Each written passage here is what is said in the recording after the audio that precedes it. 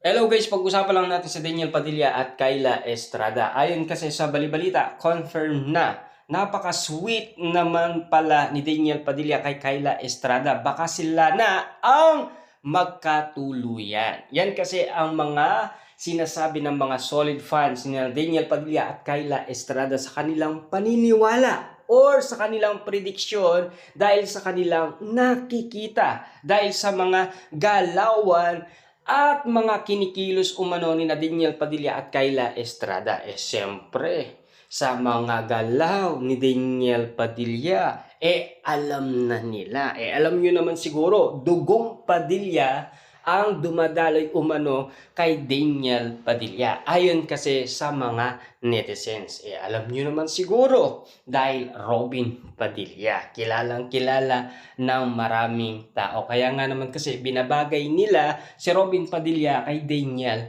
Padilla. Subalit, sweet naman talaga si Daniel Padilla. Kasi maraming nagsasabi na may kilig pa rin si Daniel Padilla. Kaya maraming naniniwala, maraming sumusuporta kay Daniel Padilla at Kyla Estrada. Kahit marami umanong mga basher.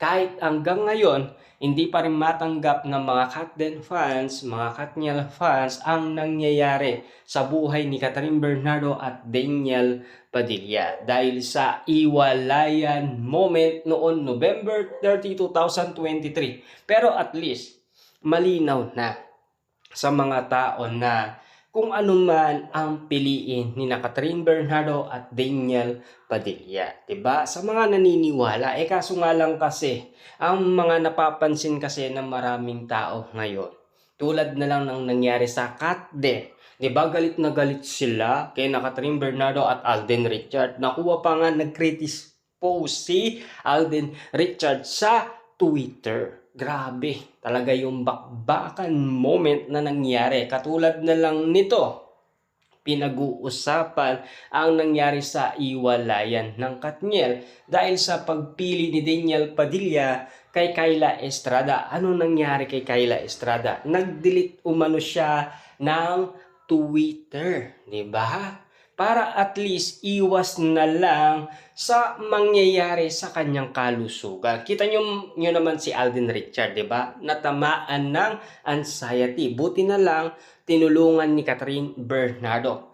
Anong tulong ang ginawa ni Catherine Bernardo? Kinausap niya yung coach para tumakbo si Alden Richard. Kaya nga naman may panran, di ba?